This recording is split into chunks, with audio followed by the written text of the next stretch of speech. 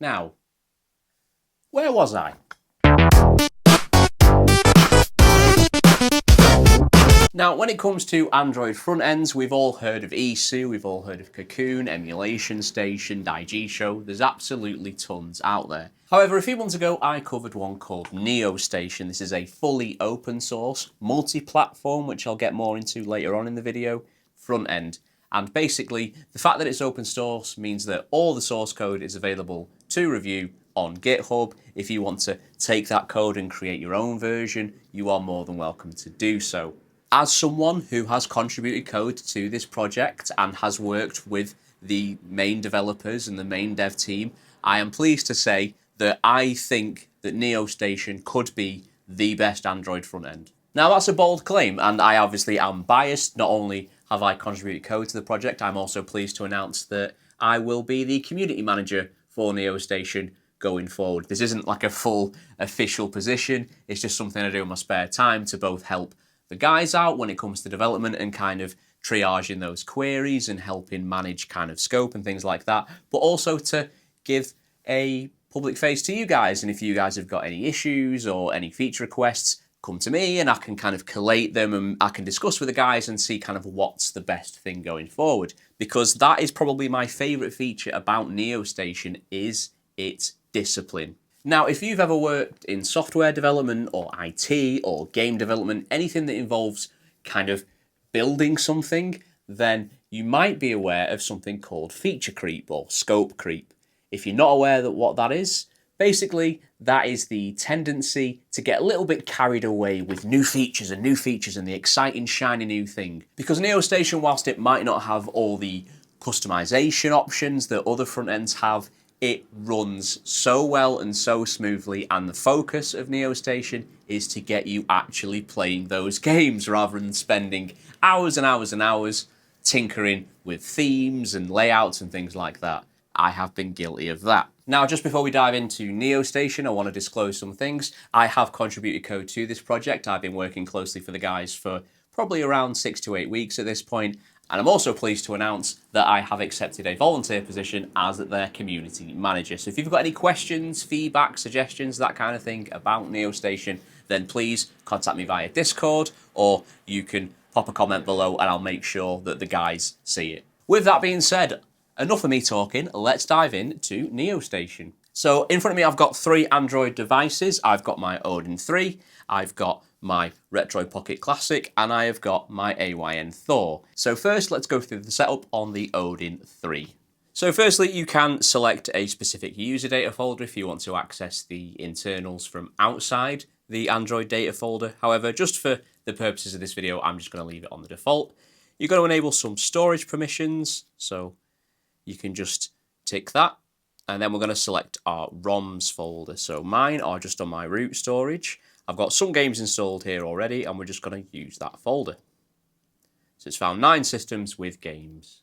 So if you're someone who uses ESDE and you want to migrate over, all you need to do is you can import here. You press this button, it'll ask you where your ESDE folder is, and then it will grab all your games, all your game lists, all your artwork that you've already scraped.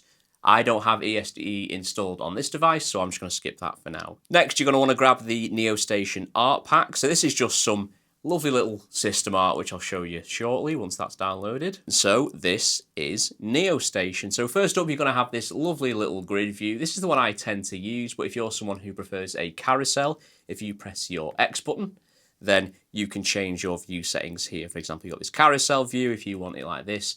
And I love how just snappy and fluid these animations are. So you can do it that way. You can also, if I'm trying to go back to the grid view, you can change the size of the card. So you can have small, you can have medium, which is medium or large. I tend to use large, I really like. XL, probably a little bit too big for a screen this size, but if you're using the Windows version or if you've got your Steam machine, for example, hooked up to a telly, you're probably going to want to use the XL just to really take advantage of your massive 60-inch tellies or whatever you've got at home. You can also sort by release year, manufacturer, that kind of thing, ascending or descending. Also, in terms of setting up your emulators, if you've got emulators installed on your device already, if you hover over a system and press the start button or your settings button, then you get your system options. And in here, you can choose how you want to hide the file names and things like that. You can show subfolders if you want to.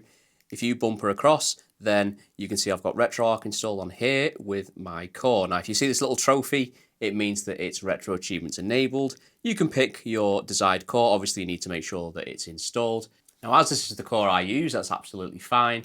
But if you need to change your system, for example, if I head over to, we'll go PS2. If I press my start button and then go over to emulators, you can see that it's defaulted to the Play core on RetroArch, which I've never used in my life.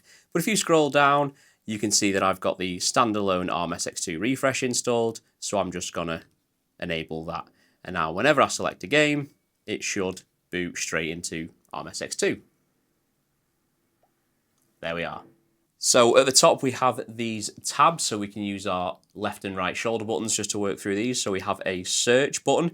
So I do believe that not only will this search your local ROMs, if you've got a ROM installation, which I'll cover shortly, then it will search that as well. And it's very, very snappy. So I've put in add, and it's got Beavis and Butthead, it's got EmuReady, it's got apps as well as games. So if you've got all your Android apps, then you can access them there. Now, the Android app launcher looks a little bit different to the games one. It focuses more on icons. Now, just on this, there has been some requests to split out Android apps from Android games. This is something that I've been discussing with Misoba and Andruzio, who are the two lead devs on this project. And basically, it's something that they're looking into, but because of the amount of potential false positives and things like that, they won't implement it until they are 100% happy in their implementation. So just a word on that. So continuing over, we have NeoSync. Now, NeoSync is one of my favorite features of NeoStation. It's just had a massive overhaul. And basically what this is if you've got multiple instances of NeoStation, it will automatically synchronize your save data. There is a free tier, which I believe you get 4 megabytes of storage. It goes all the way up to $5 a month, and it gives you 1 gigabyte of storage if you're like me, who has multiple different systems and you want to make sure that all your games are available. So I'm just going to log into this and show you what that looks like. So this is my save list currently. So currently I've only got one save in here. So this is because of the overhaul that's just been implemented. It will not account for legacy saves. However, if you do have legacy saves, then Miguel has posted a link in the Discord, which allows you to access them directly on the NeoSync website. So I'm just going to demonstrate that I've got a Castlevania Harmony of Dissonance, and when we check it out on the other systems, then what you're going to see is this save data is going to drop into that automatically. So you can view all your saves in a nice list. You can filter by system, scopes, that kind of thing. You can add custom save folders. For example, if you're using RMSX2, you can point this at your memory cards folder, and it will treat that as a source of synchronization as well. And you can manage your plans. Like I said, so for $2 a month, you get 16 megabytes. For $3 a month, you get 64. For $4, you get 256. Or for $5 a month, you get a gigabyte. And in the grand scheme of things, to have this level of functionality be so seamless, it is well worth the $5 a month. Next up, perhaps my favorite thing about retro gaming, and again, full disclosure, the RetroAchievements side is something I've contributed quite a decent amount of code to. So here is my RetroAchievements profile. So we've got my achievement of the week. So if you're a regular RetroAchievements user, you'll notice that they do game of the weeks, game of the months, that kind of thing. So this will showcase the current achievement of the week. And that is actually a game that I have been playing, but I don't have installed on this device yet. So I do need to make sure that I do that. If you have the game on your system, this will highlight green and you can just tap it and it will take you straight to that game. And then once you unlock this achievement, this box will go gold, which is a little bit of salt and pepper from yours truly. We've got your recently played, you've got your recent masteries, and we've got our recent unlock. So this will be developed in time, but like I said, when working with the guys, we don't want to release anything until we're 100% confident in its implementation. Next up, we have our scraper. So currently we only use ScreenScraper, and there is a very good reason for that. A lot of other front ends use multiple scrapers. However, we found that for the most robust scraping, ScreenScraper is the best. A lot of people complain about the speed of ScreenScraper, and I'll just explain how to mitigate that shortly. So now I've logged into ScreenScraper, you can see how many threads I've got. So this is why some people might experience it being slow. So for those of you who aren't aware, if you have a free account with ScreenScraper, you get a single thread, which means it will process one game at a time, which can be quite slow. I have the max tier, so I get 6 threads at a time, and you'll see shortly when I scrape how much quicker that is. So I always advise chucking the guys at ScreenScraper a few dollars, and it really pays dividends, especially if you're like me and you have to do scraping across multiple systems. So we can scrape for new content or all content. I've not yet done any scraping, so I'll just do all. You can customize which types you want. I tend to just leave these on everything. Again, if you disable some of these, you might notice some increases in scraping speed. And if you've got preferred regions, I just leave it on world, or preferred languages. Then this is one of the reasons that the guys prefer ScreenScraper, is because of that multi-language support, which, although a lot of the artwork for the other scraping systems is great, it does lack a lot of that kind of universal coverage. And also for systems, if you want to pick specific systems, then you can do so here, but I'm just going to leave it on everything. So let's start. So I've got 63 games currently on this system, and you can see that we've got a little estimated time left here, so it's going to take about 30 seconds. Obviously, if you've got thousands of games, it will take a lot longer, but like I said, chuck ScreenScraper. I think I paid $10 about 2 years ago, and I get access to 6 threads, and you can see, even in the short time I've been talking, we're over a third of the way there.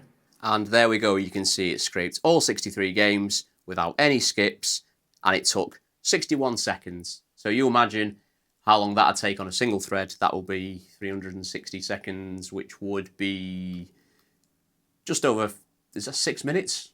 I think that's 6 minutes. My brain isn't working today. So if we head back and we actually look at the games, now we have our scraped artwork. I'll start with Game Boy Advance. So I've got just some Castlevania games there. I've been on a little bit of a Castlevania kick recently since I finally got around to watching the anime. And as someone who's not an anime fan, it's excellent. So if you do check it out. You can see here we've got this gorgeous hero that kind of sets the background. We've got our logo. And then if we use our shoulder bumpers, you can get the box art, you can get screenshots. I believe if you hover for a second, it will also play the video.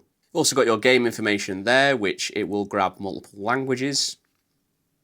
And then you have your achievements. So you can see I've currently got 3. I've not played much of this, leave me alone. So I just booted that game and I backed out, and you can see we've got this lovely recently played card, which I do really like.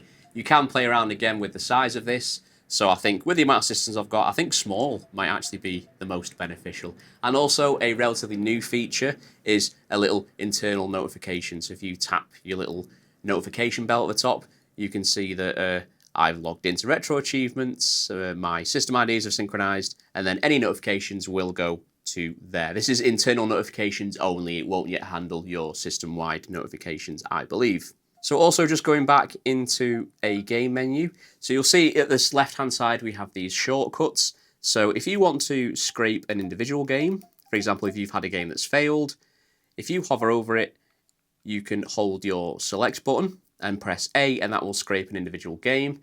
If you also hold select and press the Y button, you'll get this lovely little randomizer, and then it will automatically pick a game for you. Obviously with 3, you don't really get the benefit, but if you've got hundreds, then you can use that. So you've also got some alternate views in here. For example, you can have a grid view if you prefer that, or you can have a carousel view. Again, I think the list view looks best, but that's entirely down to personal preference. Now, whilst there are some customization options with regards to things like that, there's not a lot of customization options, especially compared to things like eSuit or Cocoon, and that is by design. Stop tinkering, start playing. So also, if you switch over to grid or carousel view, you can adjust the cards as you could on the home screen, and you can also choose if you want the fan art or the box art. I actually quite like what they've done with the fan art, because not only is it the fan art, they've also grabbed the logo in there as well. Also, if you press your Y button, you can mark your games as favourites, and they get this little love heart. I'm just going to flick the view back to list view. So yeah, you can see the love heart in the list there. And then if you go back to the home screen, you've got this lovely little favourites grid as well for you to quickly access all your favourite games across multiple systems. So next up, one of my favourite features, and this is RomM. And if you're not sure what RomM is, I did a video which I'll link below about setting up a RomM installation. Basically, RomM is a self-hosted ROM manager. So if you have a load of ROMs on your computer, for example, rather than just had a bunch of folders with some zip file icons or whatever it might be, you can display your ROMs in a lovely library. And not only that, if we log in here, which I'll do now, So I've logged into my ROM library, so if I go by platforms, I can pick a platform, and then from here, I can just download games. Now, for some reason, my artwork isn't showing. This is an issue related just to me. When I was talking to Andrusio about it the other day, he said, "Oh, if you set it up like this, it'll show all your artwork." And I said, "Oh." So when you guys are using this, it will look a lot better than this, but you can still see the names of the games at the bottom. So if I pick, for example, we'll stick with Game Boy Advance. If I let's grab a Pokemon game. That's what you guys love. So there's Pokemon Emeralds. So I'm just going to grab it. It's downloading. And there we go. Now if I head back over to my game library and I go to Game Boy Advance, you can see there is Pokemon Emerald. And there is some artwork, but it's not the artwork I want. It's pulled some random ones from my ROM installation. So I do need to have a look at my ROM installation. But if I hold select and press A to rescrape, it should just grab some ScreenScraper images. There we go. Loads better. Lovely, gorgeous logo rather than whatever the hell that image was a moment ago. Inside our settings menu, you have some options. You can scan your folders on startup. You can ignore hidden items. You can auto-update your apps, your systems and emulators, that kind of thing. You can enable or disable navigation sounds. I have opened a request to control the volume of these navigation sounds and also to enable for different sound themes. So you can look forward to that in a future update, just as soon as the guys have made sure I've not made a complete dog's breakfast of it. So you can hide different tabs if you like. Personally, I don't really need to search as such, so I'm going to hide the search tab. I do use NeoSync. I love my achievements. If you don't use ROM, then you can enable or disable that. Nice and easy. You can set this as your default launcher if you like. You can also disable it on the secondary screen, which obviously in this case isn't applicable, but when I flip over to the AOI in Thor shortly and showcase some of the dual screen features, then this is an option for you as well. You can add multiple ROM directories if you have split them across, for example, internal, external storage. If you didn't do the ESD import on the Startup Wizard, you can do it here as well. There's also some built-in tools. For example, here's one I created if you've used my app Mimir, which you should be. I created this multi-disc organizer, so if you've got games across multiple discs, it will tidy them up for you and generate the relevant M3U playlist file, so it will show them as just a single file. And Miguel Masoba has also added this clean orphaned metadata. So if you've removed games from your system, rather than have all this old artwork and videos and things like that in the background taking up space, you can just click this and it'll remove any orphaned metadata. You can hide or show certain systems if you want. If you don't want to see all games, for example, which I don't tend to use, I'm just going to remove that. If I head back over, you'll see that all games has gone. Also for themes, now as we don't have a great deal of themes, we have different colour palettes to give a little bit of a nice visual change, but without having you spend all day manually picking colours. So this is NeoStation on a single screen Android device. So before I dived over, I wanted to look at the dual screen functionality on the AY in Thor. I thought I'd just showcase how NeoStation looks on a smaller form factor with I can't remember the exact aspect ratio of this. It's something weird. It's kind of close to 8:7. It's a little bit of a weird aspect ratio, but you can see I've just downloaded a game. I prefer to use a carousel view on a smaller screen, but you can still use the grid view or the list view if you like. However, do be aware that there will be some texture scaling coming in future releases because the text is a little bit small at present, but the guys are looking into it because I have raised this with them before. You've still got access to NeoSync, to your RetroAchievements, although it's more of a vertical list rather than kind of a 2-column card layout, and I've got my scraper there, I've got my ROM installation, so I can grab all my games straight to device. So mostly the same experience on a totally different machine. And here we are, the moment I'm sure a good chunk of you will have been waiting for or have skipped to. Shame on you. So this is the dual screen integration. So as I cycle through the systems at the top, you can see we've got some lovely artwork at the bottom.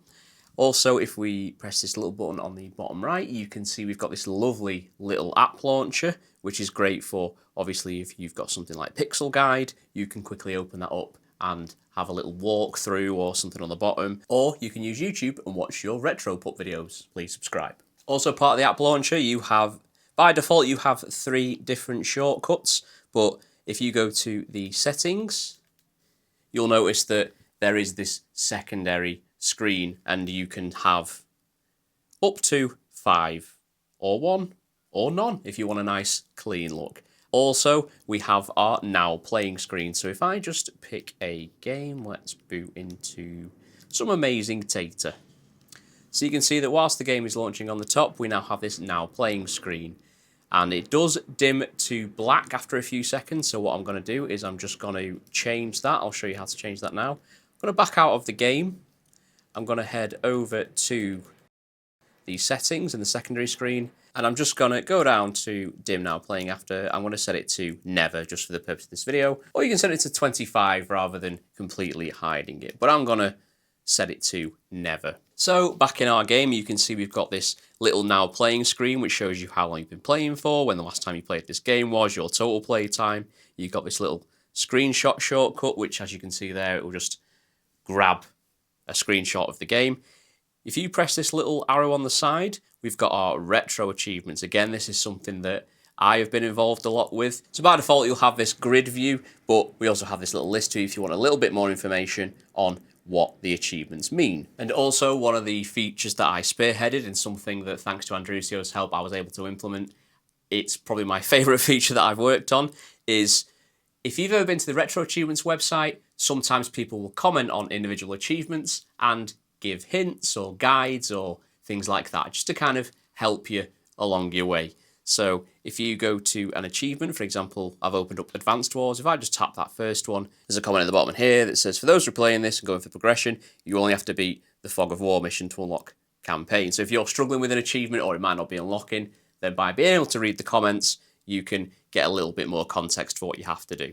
So there we are. This is just the basic dual screen compatibility with NeoStation. Obviously, by default, it is primarily designed for single screen devices. However, the guys have not forgotten about all you AY and Thor users out there. So give this front end a try and let us know what you think either in the comments below or on Discord. And if you're thinking, oh, that's very well and good, but I don't have an Android device, but I really want to experience NeoStation, here it is running on my MacBook. And not only that, it is also compatible with Windows, so I can use it on the PC behind me. And it's also compatible with Linux, which means that I can do this. And here it is running on my Steam machine on my bedroom TV. Maple, is NeoStation your favourite front end? Yeah, it is. And there we are, that was our deep dive into NeoStation. If you like this video, I would appreciate a like and a subscribe. You can also check out some links below if you want to support the channel. You can also bag yourself a YouTube membership to this channel. It's a couple of quid a month and it just gets you a nice little badge and shows you your support for the channel. As always, if you've got any questions, recommendations, requests, please let me know in the comments. Look after yourself and I'll see you next time.